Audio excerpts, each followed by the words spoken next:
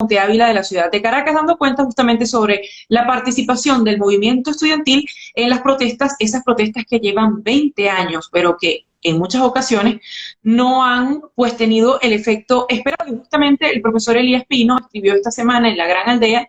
Elías Pino es profesor universitario, autor de diversos libros de texto y además en la columna más reciente escribe lo siguiente: el pueblo contra el chavismo y la lejanía de los líderes. Las manifestaciones masivas contra las arbitrariedades del chavismo marcan un hito en la historia de Venezuela. Pudiera aventurarme a asegurar que rompen con la tradición de una sociedad pusilánime que apenas daba la cara cuando no le quedaba más remedio ante imposiciones de la dictadura. Usted dice en este artículo que incluso el bravo pueblo es reciente. Bienvenido, profesor, ¿cómo está? Hola, buenos días. ¿Me oyen ahorita? Porque yo no sé manejar mucho esto. Lo escuchamos y lo vemos perfectamente. Hola Adriana, buenos días. Gusto en saludarte y a toda la gran aldea. Muchísimas gracias por acompañarnos. Estaba leyendo justamente su más reciente columna de opinión, El pueblo contra el chavismo y la lejanía de los líderes. Y usted decía que el bravo pueblo es algo de reciente data en Venezuela. ¿Por qué? Porque antes no existió, sino en el himno nacional, Gloria al bravo pueblo que el yugo lanzó. Ese es un mito, el pueblo batallador y patriótico, republicano, buscador de la justicia y la libertad. Eso está en la retórica, pero no en la realidad. Y ya que te referiste a mi columna, yo puse el ejemplo clásico. El pueblo venezolano derrotó a Pérez Jiménez. Mentiras. El pueblo venezolano le tenía pánico a Pérez Jiménez y fue timorato y cobarde, encerrado. Jamás dio ningún tipo de manifestación. Hubo una vanguardia, la famosa resistencia, especialmente formada por adecos y comunistas, que se jugó el pellejo. Pero si tú vivías, si en tu cuadra vivía alguien de la resistencia, o tú estabas enterado que vivía alguno de esos héroes de la resistencia, tú te escondías o los evitabas. La sociedad venezolana no participó en el derrocamiento. Cuando Pérez Jiménez cae, sale la gente a la calle. Y entonces empieza a hablar del espíritu del 23 de enero, que en efecto existió, pero a posteriori. De manera que no es cierto que haya ocurrido que el pueblo venezolano hubiese sido motor de algún movimiento importante contra esa dictadura o contra cualquier otra, ni contra cualquier otra. El otro ejemplo más evidente y más doloroso es el del gomecismo. 27 años de silencio y 27 años de pánico fueron las características del pueblo venezolano y así por el estilo. Ahora, con el chavismo ha sucedido distinto. La gente se echó a la calle. La gente se jugó el pellejo, la gente puso la carne en el asador. Y yo creo que ese es un elemento muy importante que yo lo examino, por supuesto, como historiador, que debería ver la peculiaridad de lo que hacemos nosotros como venezolanos hoy día. El pueblo se echó a la calle sin dirigencia. Y se echó a la calle sin dirigencia porque no existía dirigencia. La dirigencia se forma al calor de esas multitudes que salen a la calle. Y se monta en el candelero, comienza a desarrollarse y a convertirse en liderazgo, pero dependiente de las masas, dependiente de nosotros. Aquí la gente de mi cuadra salió a la calle y no salió como antes. Tú o yo, tú no, porque eres mucho más joven. Yo como miembro pues de la vida, como parte de la vida anterior en la época de la democracia representativa, me echaba a la calle porque me llamaba COPEI o Acción Democrática o el MAS, mi partido, y me daban mi banderita y yo salía. Ahora no había partidos que me llamaran. Cuando empiezan estos movimientos, la gente comienza a renacer o a nacer como ciudadanía motu propio, es decir, por necesidad. El timbre de la necesidad, el timbre de la política tocó a la puerta de mi domicilio y yo salí. Pero así salimos miles y miles y millones de domicilios en Venezuela. Ese es el fenómeno que distingue esta época de las anteriores y a esta sociedad nuestra de las anteriores. Pero eso se fue apagando. En primer lugar, porque eso no lo sabía la dirigencia. La dirigencia no se dio cuenta de esa materia prima.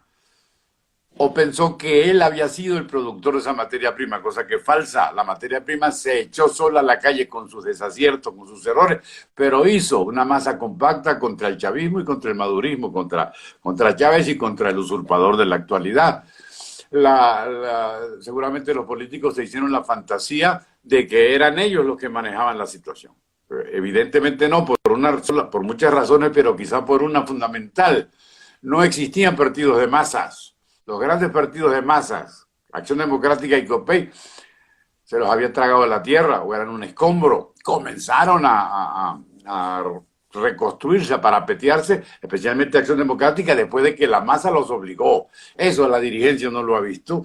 No son historiadores, no son politólogos, no son sociólogos, pero tenían la obligación de verlo o de buscar la luz. Y eso ha provocado esa ignorancia de un hecho peculiar, fundamental de la historia, un distanciamiento extraordinario. Lo que se quiere hacer hoy día tiene que salvar la distancia que ellos mismos establecieron con el pueblo, o que el pueblo estableció. El pueblo se hartó, dijo, me mataron a los muchachos, me metieron preso a fulanito, en mi cuadra está llegando la policía, allanaron a tal parte. Entonces, eso provoca, por supuesto, una sensación, una obligación de retraimiento. Yo me retraigo porque no tengo quien me defienda, yo no le saco provecho a la situación. Y en esas estamos, pienso yo, en el hecho de que el pueblo retraído no tiene ganas de dejar de ser retraído y se mantiene en sus cuarteles de invierno, se encerró, se metió. Lo va a sacar Guaidó, nos va a sacar Guaidó en este momento de esa hibernación que yo mismo escogí. Esa es la gran pregunta, no lo sabemos, pero yo lo veo difícil. Yo oía con mucho interés lo que decía el compañero que habló antes, Sandoval se llama, ¿no? Carlos. Carlos Sandoval, presidente del Centro de Estudiantes. Excelente, excelente, pero ellos también dicen, ¿qué van a hacer? ¿Qué es lo que ustedes pretenden llevar a cabo? Es decir, denme información, transmítame, yo quiero saber qué van a hacer, y ese es el problema. No nos han dicho qué van a hacer los dirigentes. ¿Por qué? ¿Porque tienen una estrategia ultra secreta? Probablemente sí, pero yo creo que no, porque no saben qué van a hacer. Porque es tan trabajosa la escalera que tenemos que subir, o que tienen que subir ellos, pero también nosotros, que no están en babia todavía. Y recurren a las viejas salidas, es decir, a los viejos protagonistas. En la mayoría de los casos, el elenco al cual está invocando Juan Guaidó para que el pueblo ahora participe de nuevo en una cruzada contra la usurpación, ese elenco es conocido, reconocido y no muy exitoso, con alguna excepción. Por ejemplo, yo pondría como excepcional al rector de la Universidad Católica, porque él está en otra escala, en otro nivel, pero el resto es gente, yo no voy a usar la palabra, pero sí la voy a usar, gastada ya. Es decir, pueden ellos ser el resorte para que yo me eche a la calle. Me puedo tirar con toda la confianza del mundo en su regazo. Probablemente yo lo tendría que pensar mucho. No sé si los jóvenes tendrían que pensarlo tanto como un viejo como yo, pero yo creo que el problema está en que ese cascarón que rodea a Guaidó no se ha roto. O sea, hay que reventar, él tiene que reventar el cascarón. Y al hacerlo, nos da el oxígeno que necesitamos. Van por allí los tiros, Adriana, no sé si esto... ¿Qué significa romper el cascarón? Es decir, estamos ya para cumplir 2 años del interinato. Y me vas a romper el cascarón ahorita cuando yo estoy desesperada por salir de quien en este momento tiene el control del territorio. Sí, porque tu desesperación va a seguir insatisfecha, va a seguir creciendo, mejor dicho. ¿Por qué? Porque no hay un mensaje creíble de la dirigencia, y ese mensaje creíble de la dirigencia necesita lengua nueva y portavoz nuevo, así de simple. Las élites se refrescan, no se mueren, eso lo decía Max Weber, eso está en la sociología desde el siglo XIX, desde el principio del siglo XX. ¿Cómo es romper el cascarón? Ya que planteas el problema. Creo que en otra ocasión lo comentamos y tenemos que volver a lo mismo. No puede ser la misma gente que a él lo rodea. Asesores. Mira, yo creo que también se tiene que dar otra, es decir, esa gente, esa nómina está muy vista y muy gastada, se necesita pero se necesitan personas que le transmitan cosas distintas al pueblo venezolano, a ese pueblo que se echó a la calle y que se retiró espontáneamente, pero que se retiró espontáneamente seguramente porque esas voces ya no les transmitían nada. Ha habido mucho disparate, disparates gravísimos, el más importante, o el más reciente, el de estas invasiones pretendidas, el macutazo o como se llame. ¿Eso es obra de quién? No hay responsables allí. No son gentes que rodearon al presidente encargado. Evidentemente sí. ¿Se cambió ese repertorio? Evidentemente no. Entonces, si la gente vio esa cómica, quiere que los mismos participantes de la cómica la saquen del atolladero. Evidentemente no. Yo sé que es un rompecabezas que él tiene y que no es fácil de soldar ese rompecabezas porque no va a reemplazar a fulano por el otro. Pero tiene que pensar en eso como salvavidas de él, de su interinato y de la sociedad venezolana que desde luego que está metida, encerrada en su casa, pero también tiene la ventanita abierta, el postigo abierto, esperando el oxígeno. ¿Y ese oxígeno de dónde va a venir? De esos cenáculos que no se han refrescado. Y otra cosa que quiero agregar y que antes no había señalado ni en los artículos ni hablando contigo la otra vez. Tiene que haber un enlace generacional que se perdió. Esto no puede caer en las manos de estos muchachos que de casualidad saben el día de su nacimiento porque ellos creen que la historia empezó cuando les dieron la fe de bautismo.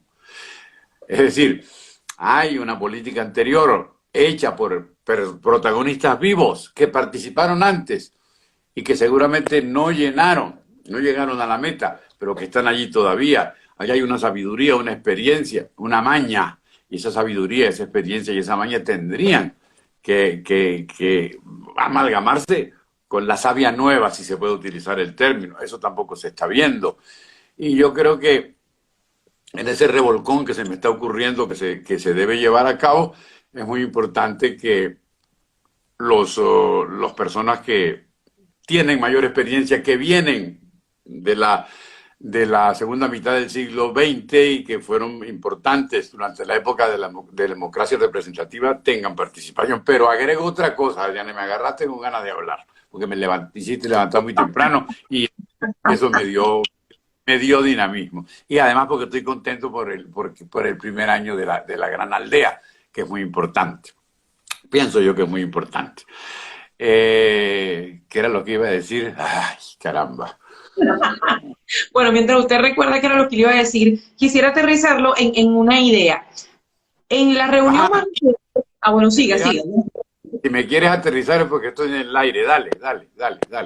En una reunión reciente con el presidente interino Juan Guaidó, en la que coincidimos, usted decía que también era momento de desmarcarse y que no todo tenía que ser unidad, a juro. Eso era, cónchale, me lo adivinaste. Eso era. Por ejemplo, le voy a poner un ejemplo. Enrique Capriles envía un comunicado en el que justamente hace algunos cuestionamientos sobre esta propuesta que ha hecho Guaidó. A su juicio, Enrique Capriles Raduz con esta propuesta, ¿está haciendo una propuesta acertada o Juan Guaidó debería decirle, hey, Capriles, detente ahí, no te necesito? Ese era el punto que a mí me faltó, menos mal que tú y yo estuvimos juntos en la otra reunión con el presidente Guaidó, en un chat, en una cosa esa, en un Zoom. La unidad. ¿A cuenta de qué? La unidad tiene que ser sacrosanta. Yo creo que la renovación del liderazgo implica deslinde. Decirle a usted, mire, usted está diciendo mucho disparate, públicamente a ver qué sale de eso, que no estamos en el limbo, que no estamos en el paraíso, sino en el infierno de la política, y en el infierno de la política se pudieran manejar las diferencias públicamente. Yo creo que ese es un punto. Dejar de lado por un tiempito, si se puede, el tótem de la unidad y decir las cosas como son. Señor Capriles, qué bueno su plan, pero usted anda por la libre. ¿O usted representa ese plan suyo del partido del que usted es dirigente? ¿O es suyo de su propia cosecha? Primera pregunta. No, que es a título personal, entonces no nos sirve como el viejo Elías Pino hablando tonterías, eso no vale. Primera cuestión. Segunda cuestión, ¿cuál es el plan? Dígame usted, toque tierra, y después de que toque tierra yo veré si lo asumo, pero no lo dicen. A la conferencia episcopal hay que, ese fue el ejemplo creo que le puse yo un poco al presidente Guaidó cuando tú estabas presente. También es bueno decirle, caramba, monseñor, basta, lo que está haciendo no es lo correcto. No, el comunicado de la conferencia episcopal fue muy bueno, ahí lo oímos con mucha atención, mentiras, fue terrible desde mi punto de vista, y eso se puede demostrar leyendo el texto y viendo sus inconsistencias.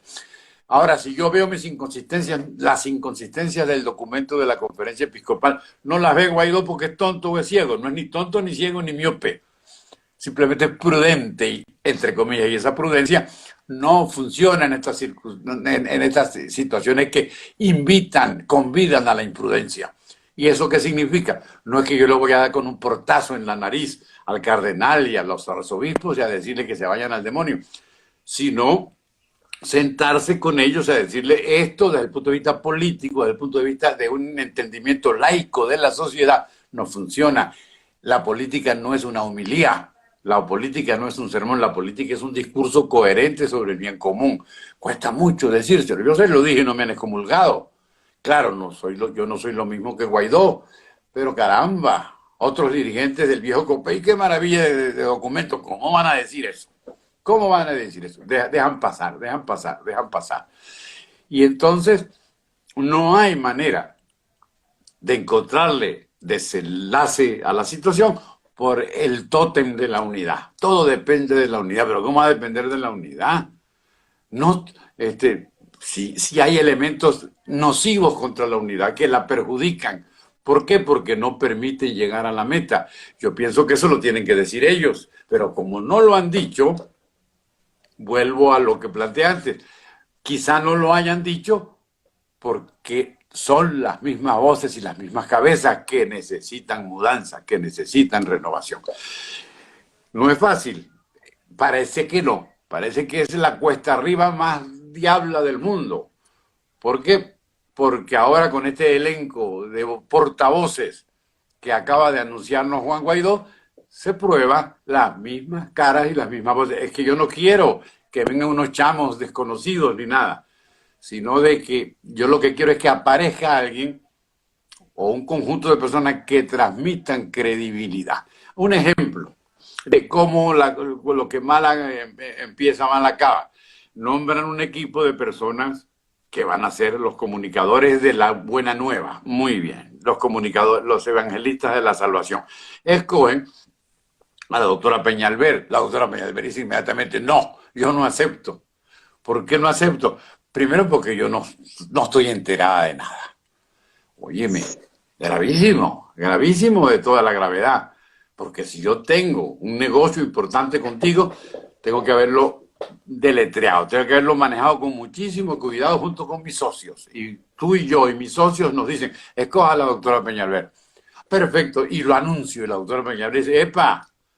¿Por qué me metían a mí en ese club que yo desconozco y cuyos objetivos no tengo en la mano? Gravísimo, una transmisión, nos transmite improvisación, nos transmite desconocimiento de la realidad. Entonces son goteras que a una dirigencia, al techo de una dirigencia no se le pueden escapar porque dejan de ser goteras para convertirse en troneras, en algo muy grande. Es decir, que el equipo famoso que el presidente anuncia, resulta que no es equipo. ¿Por qué? Porque en una parte muy importante, o que se supone muy importante, que es la que se va a comunicar con la inteligencia, que es la que habla con las academias y con los intelectuales, está en babia y dice, no, yo no puedo, porque usted no me explicó de qué se trata. Mira, no es un detalle nimio.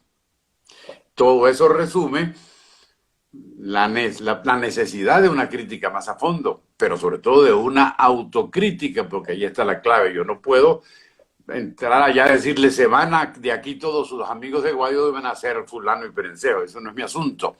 Yo lo que hago es alertarlo de buena fe, o supongo que de buena fe, o supongo que ellos suponen que lo estoy haciendo de buena fe. Entonces, no es fácil, y eso hay que barajarlo mejor. Y yo aprovecho este medio para hacerlo. O lo que se puede escribir o plantear en un medio tan reciente pero tan dinámico como La Gran Aldea. Esa es la pluralidad que necesita el proyecto. Si La Gran Aldea es un medio plural que nos da cobijo y nos da cabida, hay que aprovecharla, porque la clave está, no hay república sin pluralidad.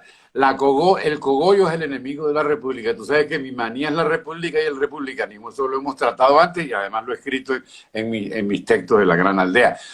El cogollismo conspira contra la república. César debe morir, hay que matar al César, es decir, al personalismo. Y ahora pregunto, ¿no existe un nuevo personalismo que no lo parece porque el chamo es joven y porque se graduó en la universidad y porque fue presidente del centro de estudiantes? Atención con eso, porque puede ser un museo muy viejo con diferente cachimba.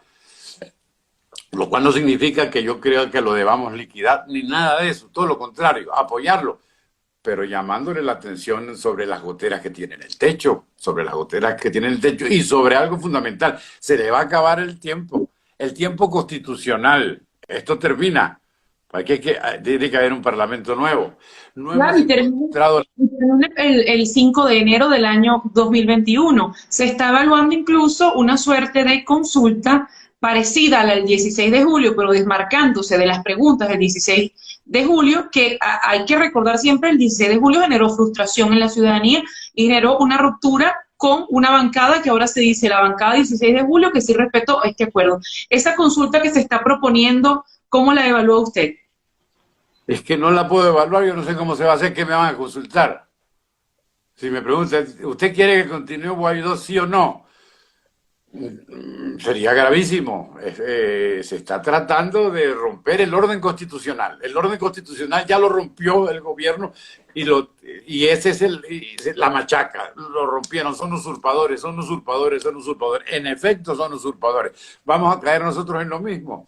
Porque yo vote aquí en Santa Fe, en mi escuadra, en la escuela de acá abajo, me ponen, ¿usted quiere que Guaidó continúe? Y le voy a poner que sí, pero resulta que no es la reina del carnaval. Es la representación de la soberanía popular, y esa soberanía popular caduca en esa fecha de enero que tú acabas de señalar. Entonces, seguramente hay que hacer consulta. Hay que buscar un soporte, de eso se trata, un soporte popular. Si me lo explican, yo opinaré, pero como las anteriores no me lo han explicado. Justamente en esa fecha 5 de enero nos podemos quedar, usted habla mucho de la palabra república, el 5 de enero nos quedamos sin chivo y sin mecate si no hay una ruta clara, si no hay una consulta popular que tenga algún tipo de asidero legal, toda vez que si lo que se pregunta es, ¿usted quiere que yo continúe? O no el nombre de Juan Guaidó, pero la asamblea continúe siguiendo las riendas, y vemos a un Maduro que dice, no, los diputados no son ustedes, son los que van a ser electos en el evento del 6 de diciembre. ¿Qué va a pasar entonces? Bueno, qué buena pregunta. ¿Y cómo te puedo contestar yo eso? El caos terrible.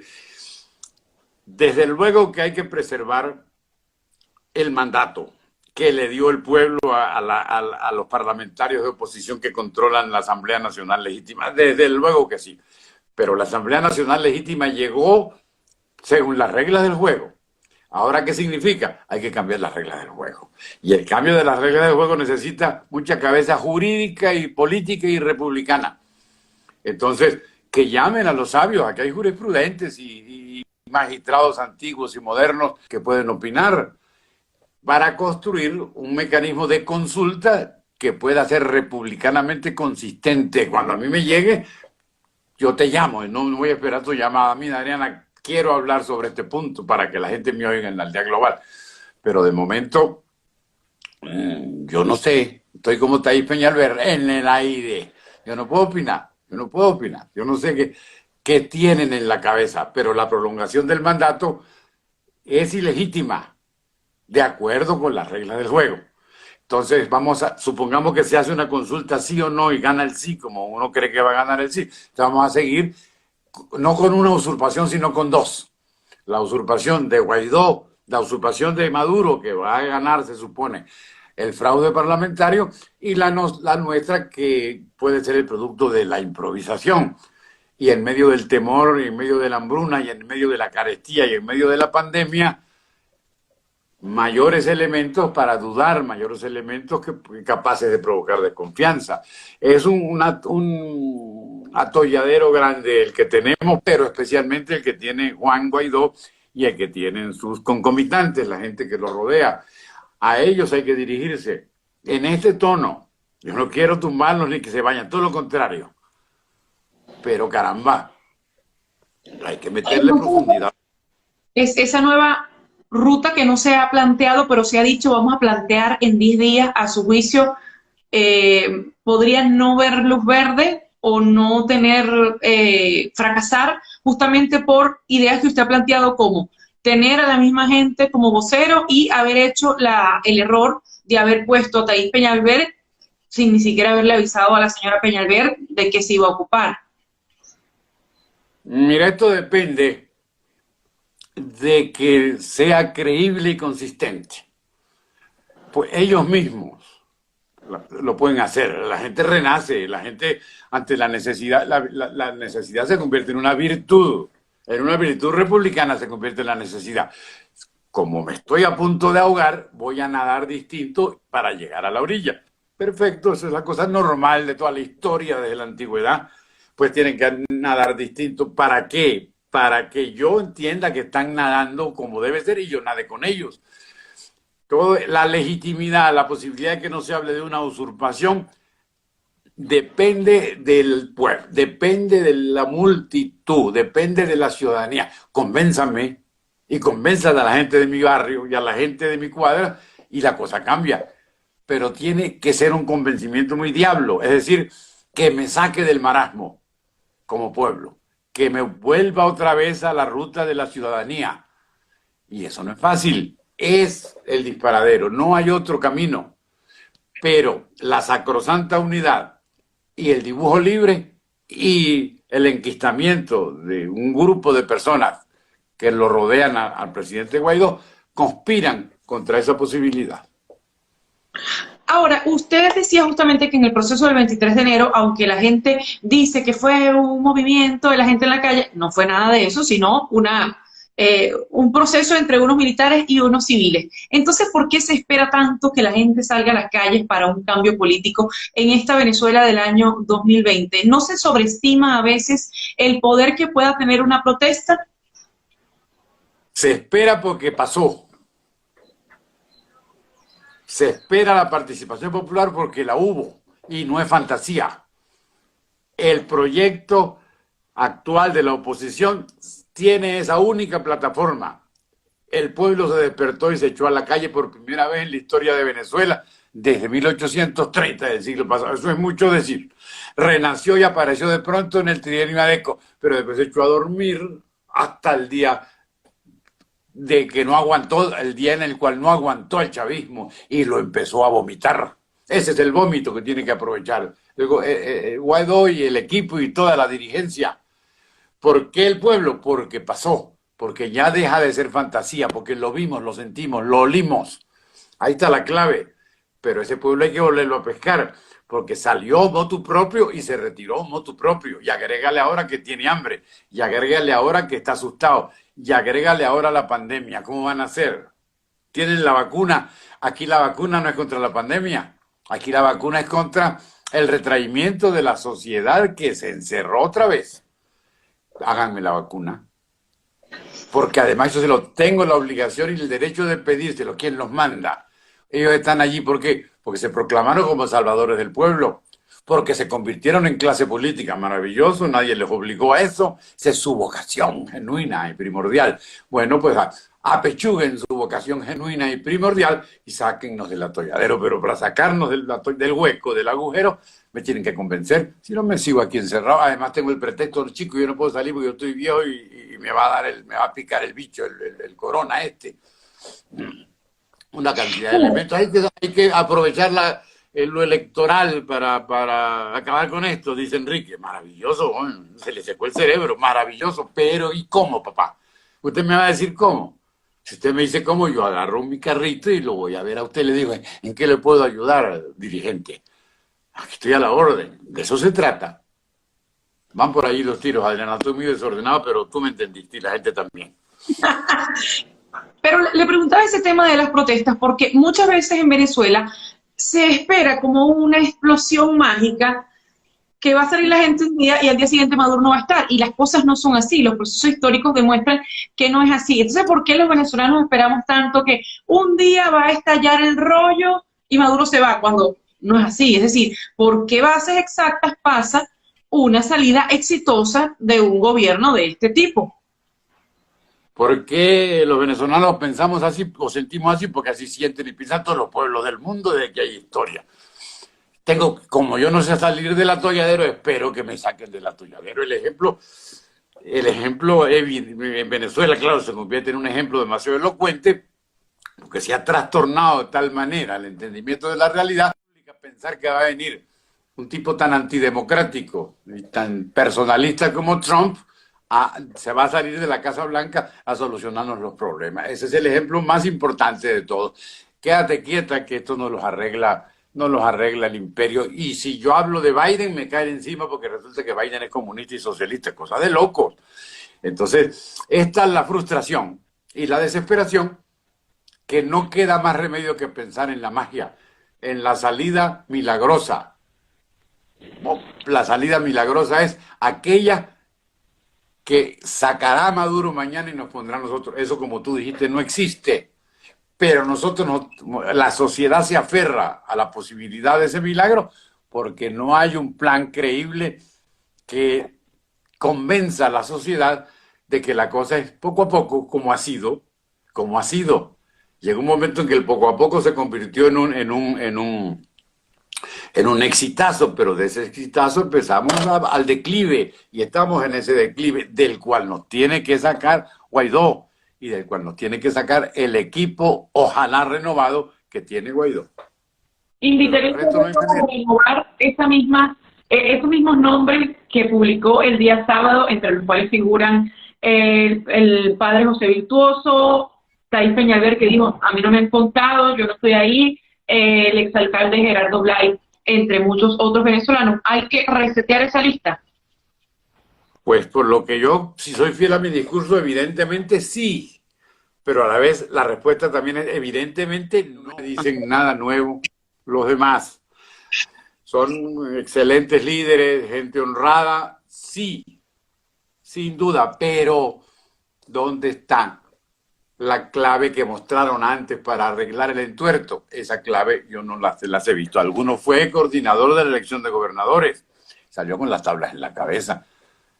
Y así por el estilo. Yo creo que no es un problema personal, ni de ver el currículum de ellos, sino de lo que hicieron política y públicamente, y mover esa memoria en función de la solución. Si a mí me escogieron para coordinar la elección de gobernadores y la elección de gobernadores fue un hecatombe, ¿por qué me van a volver a poner? Porque tú eres muy bueno y conocido. Hay muchas gracias, yo soy bello también, agrégale. Pero resulta que tú me encomendaste un trabajo y yo no lo hice. Querido amigo, lo sigo queriendo, usted es un tipo estupendo. Pero para esto no me sirve porque pienso yo que porque no me sirvió antes. Son datos de la realidad que puede manejar un sociólogo, pero especialmente un político.